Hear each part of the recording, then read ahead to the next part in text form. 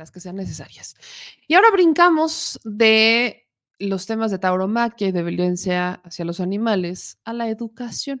Y para eso le agradezco muchísimo a una queridísima experta especialista en diagnosticar, mejorar y optimizar las dinámicas del comportamiento humano, las relaciones, el desempeño, bienestar y productividad. Ella es psicóloga, maestra en ciencias de educación superior, alta dirección en IPADE, certificaciones en liderazgo extraordinario, coaching ontológico, PNL, neurofeedback, entre otras. Además, es doctorante en neurociencias aplicadas, fundadora de HP Group, Neurotest y Multidiversidad. Josefa Galván, para que no me digan que no sabe, que no sé, que no, de que vas a ver, vas a ver. Así que yo le agradezco muchísimo, querida Josefa. ¿Cómo estás? Buenas noches. Hola, ¿qué tal, Meme? ¿Cómo estás? Muchas gracias por la oportunidad y bueno, aquí puestísimo para compartir un ratito, unas reflexiones, ¿no? Acerca de este gran tema. Pues empecemos, le voy avisando a la audiencia que te van a ver también aquí seguido, porque quedamos en hacer pláticas, analizar perfiles políticos y demás desde una perspectiva psicológica, neurocientífica y demás. Pero antes de entrar a esos temas, está el de la educación, está el de la prueba PISA. Y he visto a muchos hablar de decir, no, es que la prueba PISA refleja el pésimo nivel educativo y le echan la culpa a la nueva escuela mexicana. ¿Tú qué opinas en general de los resultados de la prueba PISA? Empecemos con una, digamos que era un diagnóstico general de los resultados de la prueba PISA 2022 que se publican en este 2023. Sí, gracias. Antes de entrar a esto, ¿me permitirías hacer un pequeño comentario del tema tan Sí, importante que acabas de cierto, abordar? cierto, me lo habías Sí, dicho, sí. totalmente de acuerdo, por favor, éntrale con eso. Bueno, cuando le preguntaste que cómo impactaba esto en los niños, muchísimo, muchísimo, porque hemos generado una desensibilización con respecto a la vida. El niño, cuando está pequeño, si lo vemos, se cae un pajarito, va y lo protege. El niño de manera natural, digamos de manera instintiva, trae el sentido de protección, de procuración y de salvar la vida de un pajarito. Quiere que la mamá lo reviva, quiere una mariposa que no se muera, entonces no trae en su instinto la muerte. Cuando a los niños nos vamos acercando a este tipo de cosas y que cada vez son fenómenos más fuertes en las escuelas, como por ejemplo que pueden ver cómo estás a una persona y lo están viendo en tiempo real en los teléfonos celulares, en las escuelas, en las secundarias, ya ha habido varios casos de eso. ¿Eso qué los lleva? A desensibilizarse, a ya no sentir piedad, no sentir dolor, no sentir ninguna empatía, ninguna conexión con el otro, pero al mismo tiempo se desconectan de sí mismos, y eso quería mencionar. Qué bueno que me recordaste eso, porque justo me habías dicho que me había que compartir, que quieres compartir un comentario, entonces lo vamos a agregar a este video que vamos a hacer sobre el tema de tauromaquia, para que quede ahora sí la opinión experta de cómo impacta la violencia o acercar a los niños a la violencia desde tan temprana edad. Entonces, anotado para aquellos que lo venían comentando, te agradezco muchísimo que empezáramos Y con además esto. afecta esta zona del cerebro, que ya no nos permite tener un control. Cuando vemos las expresiones de violencia en las manifestaciones o todo eso, ya no importa, o sea, llega un momento en que ya no lo podemos controlar, ya se rebasó, ya es como cuando tienes algo enfrente y Ujú. estás tan disociado ya, ya el cerebro ya se desconectó de lo que es racionalidad, entonces no puede parar, tiene que seguir golpeando, lastimando y lastimando hasta acabar. Eso ¿Se es normaliza la violencia? eh, por un lado se normaliza quienes la observamos, pero ya después quienes la viven ya no la pueden controlar. Esta zona de nuestro cerebro es un estudio que estoy haciendo y que el próximo año yo creo que ya empiezo a hacer mediciones electroencefalográficas para ver qué está pasando en esta zona de nuestro cerebro, que es donde principalmente está el centro de control. Y durante 20 años he venido aplicando pruebas y observo que cada día es menor, menor, menor. Eso nos Ujú. lleva a menor tolerancia, menor empatía, etcétera. Pero eso lo tengo que comprobar científicamente. Pues hay que estar pendientes a lo que compruebe científicamente, pero creo que es un tema para el análisis, sobre todo para la gente que lo tenga ahí anotado. Ahora entremos a lo de la prueba PISA. Como te decía, querida Josefa, pues veo varios comentarios. Vamos a empezar con esos comentarios. Me gusta mucho incluir a la audiencia en esto.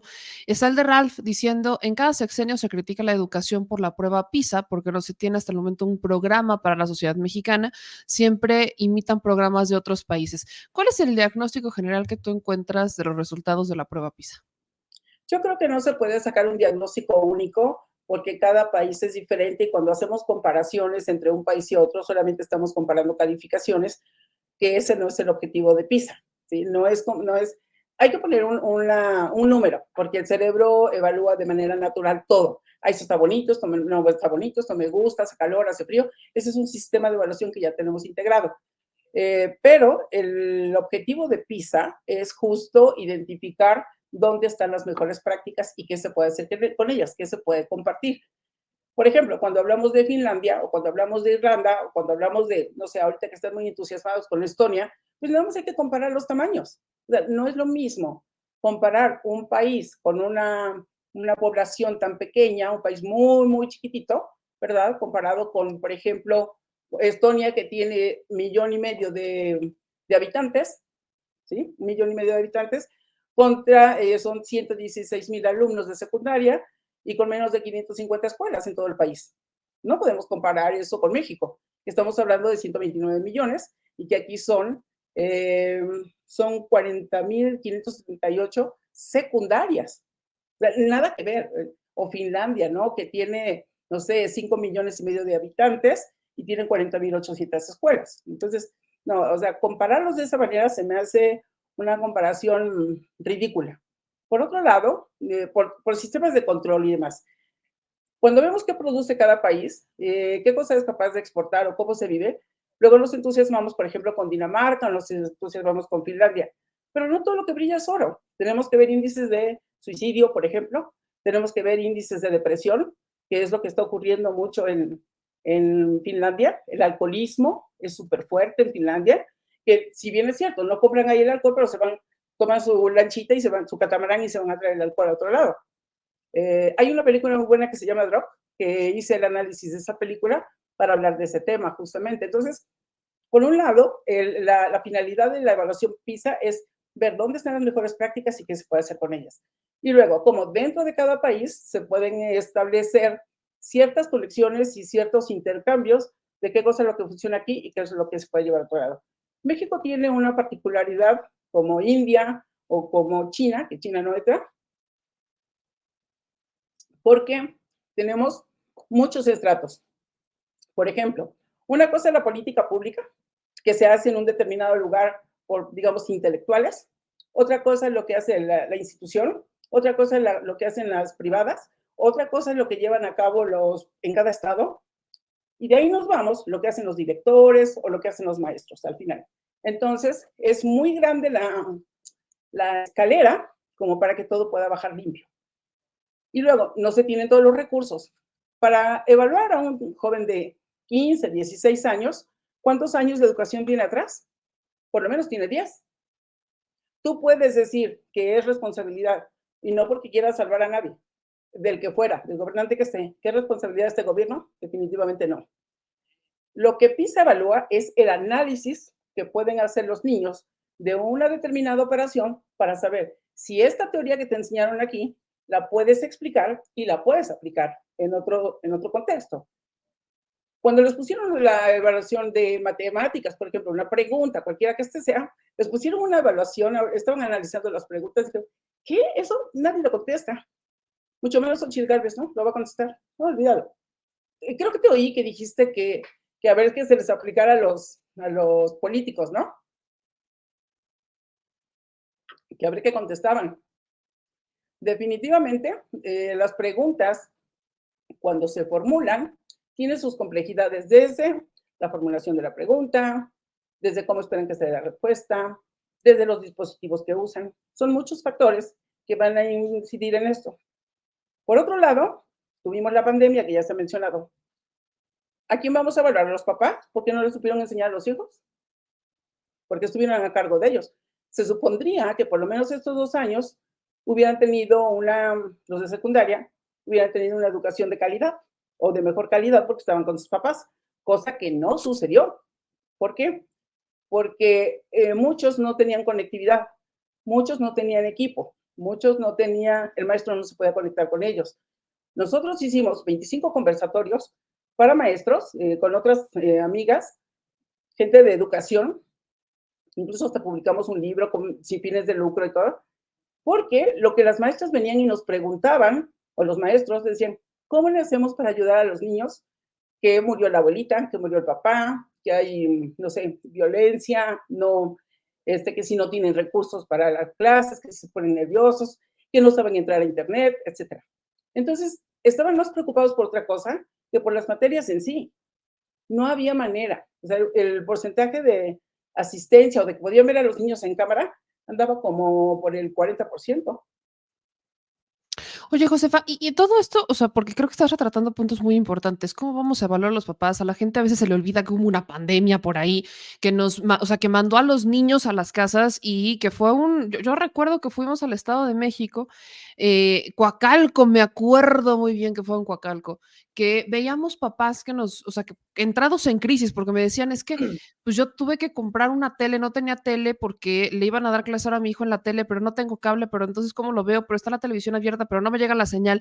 Papás que tuvieron que usar, o sea, sus teléfonos se los daban a sus hijos para que pudieran ver ahí y educarse a través de internet. Y estamos hablando de un México que todavía no tiene una conectividad a internet al 100%, México que tiene mucho rezago todavía. Y al inicio también empezaba diciendo es que no es lo mismo Finlandia a México, son contextos completamente distintos, pero la prueba PISA es una prueba estándar o no tiene, yo no recuerdo que tenga digamos, prueba PISA versión México bajo el contexto mexicano, prueba PISA versión Dinamarca con el contexto de Dinamarca. ¿Cómo es que una prueba estandarizada nos pone a competir de a ver quién es mejor entre países o nos dice realmente cómo está la educación en México? Para muestra quiero compartir este gráfico de la OCDE, por cierto, que sube mi querido Mario Campa, en donde pone o sea, lo analiza de una manera bastante sencilla y o sea, creo que a los números me remito. Desde la implementación de la prueba PISA en el 2000, ha estado en decadencia la educación. O sea, no ha subido, no ha mejorado. Uno de los objetivos que nos decían de la prueba PISA es como para detectar estas áreas de oportunidad y entonces mejorarlas, pues no se ha visto. En vez de que veamos puntos mejorables, pues va para abajo. Entonces, ¿de qué nos sirve en realidad la prueba PISA? Pero mira, vamos a ver una cosa. Por ejemplo, se inició con la lectura, la comprensión, ¿sí? En el 2000. Luego, en el 2003 ya se integra matemáticas y en el 2006 se integra ciencias. ¿Qué sucede cuando hablamos de estandarizado? Es lo que la mayoría podría contestar, ¿de acuerdo? La mayoría de los distintos países. Pero cuando nosotros ponemos la prueba, se estandariza porque sabemos que varios lo van a entender, pero no estamos tan seguros de que también lo van a responder. Porque cuando hablamos de lectura, si yo te leo una cosa y lo pongo a nivel de hoy, por ejemplo, con niveles de alta dirección o con juntas de trabajo, uno dice lo que dice y el otro entiende lo que entiende. Por lo tanto, nosotros vamos a responder con base en lo que entendemos, no con base en lo que dice. Y es ahí donde se encuentra, bueno, ¿qué estamos evaluando? ¿La lectura? ¿Estamos evaluando la comprensión o estamos evaluando la respuesta a la comprensión? Que son distintos estadios del proceso cognitivo. Cuando hablamos de matemáticas, por ejemplo, les pusieron un ejercicio que dividir una pizza y que no sé qué, esa pizza la vas a dividir y cuánto te queda, etcétera. Todo depende de las palabras que usamos y qué tanto repertorio verbal tienen los niños de secundaria para poder entender lo que se les está pidiendo. Hoy están muy limitados porque cada vez usamos más emojis y más expresiones icónicas que lectura como tal. Entonces tuvieron dificultad para entender lo que se decía, lo que se les pedía y llevarlo a otro lugar. ¿Qué hace la nueva escuela mexicana? Ya se venía trabajando desde hace mucho tiempo, solo que no se había institucionalizado, apenas se está haciendo. Ya se había identificado que una cosa es leer y otra cosa es entender y otra cosa es explicar. Entonces, se ha venido trabajando por cambiar el sistema de que tú contestes literal lo que se te pregunta. ¿Por qué eso en las organizaciones no cumple con el criterio o el indicador de pertinencia? La pertinencia significa a nivel educativo que lo que yo te enseñe sea pertinente o útil en el lugar donde tú vas a trabajar, que lo vas a poder aplicar en cualquier campo. Ujú.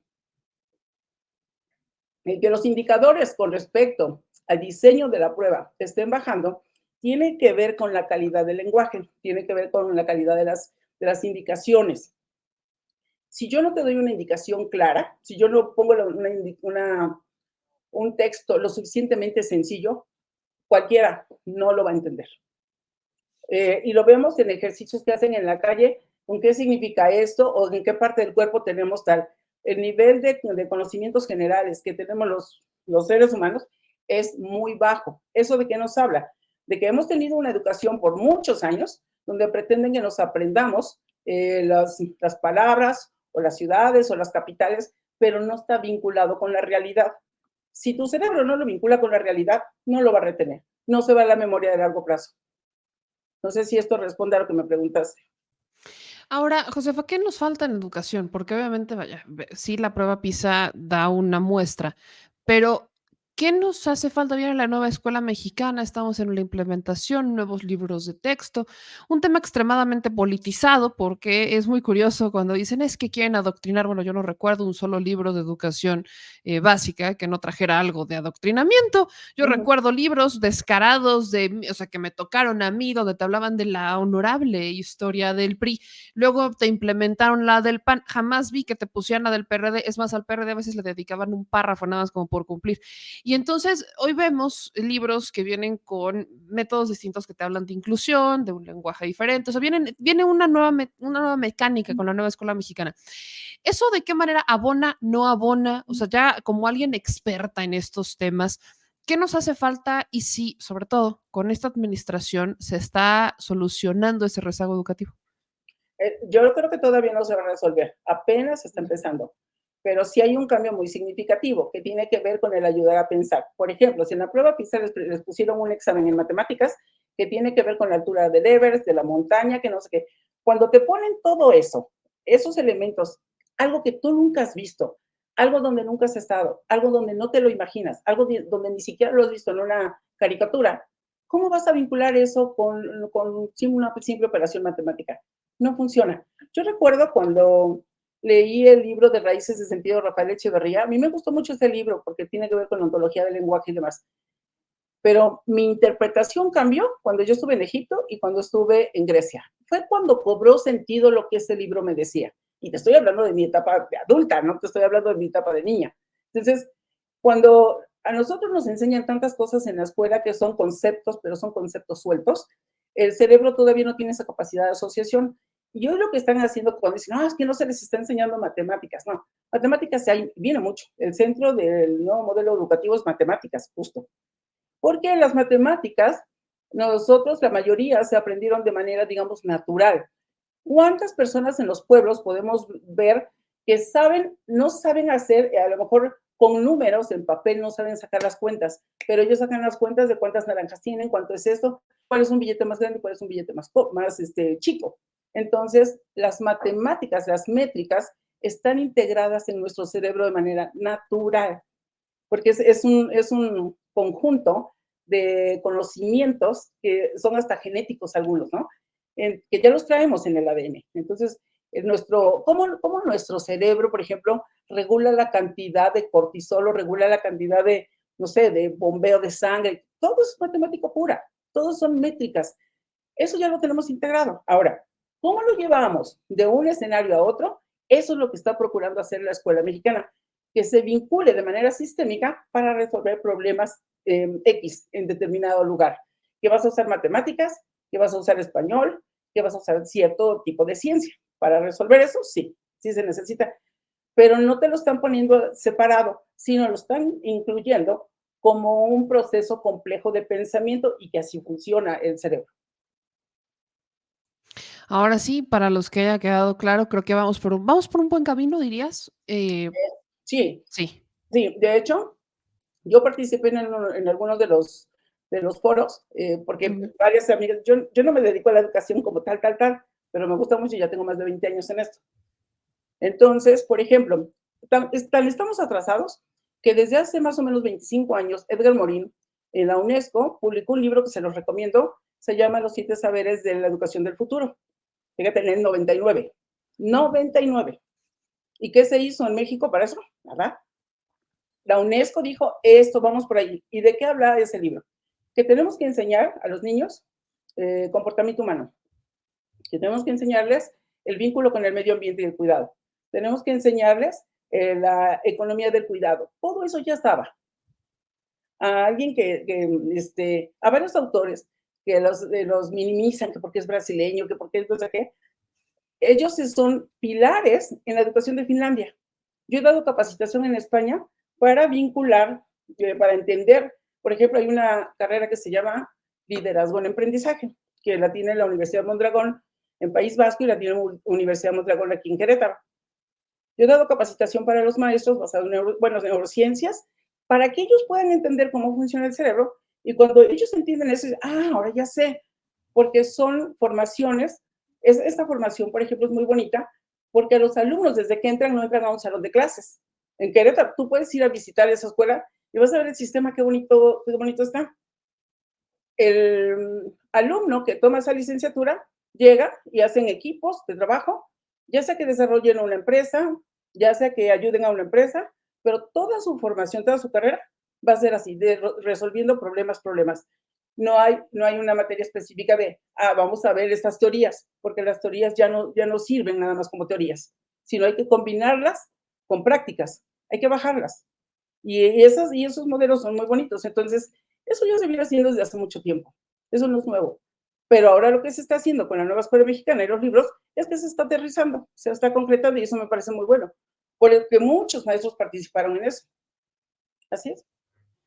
Buenísimo. Pues, querida Josefa, esta es una primera plática de muchas que vamos a tener, porque, como lo decía al inicio, vamos a tener varios segmentos contigo para hacer este tipo de análisis desde una perspectiva distinta, desde la psicología, desde la neurociencia, desde esta aportación, pues más científica, llamémosle, para mí sí es científica, de cómo son las relaciones entre las personas y también dentro de las personas. Entonces, querida Josefa, Vamos ayúdame en el camino diciéndole correcto. Lo demás eso, es eso. politiquería. Es politiquería. Eso sí, ¿Sale? vamos en el Ni modo. camino correcto, poco a poco, digo, nada es perfecto y todo debe de ser perfectible, si no ya Sí, claro. viviríamos en un mundo mejor que Dinamarca, ¿verdad? Sí. Pero ayúdame diciéndole a la audiencia en dónde seguirte, en dónde ver tus comentarios en las redes sociales para que también te sigan y desde ahí la gente nos puede decir, ¿sabes que yo quiero platicar o que Josefa nos platique de este tema en la siguiente, en el siguiente segmento?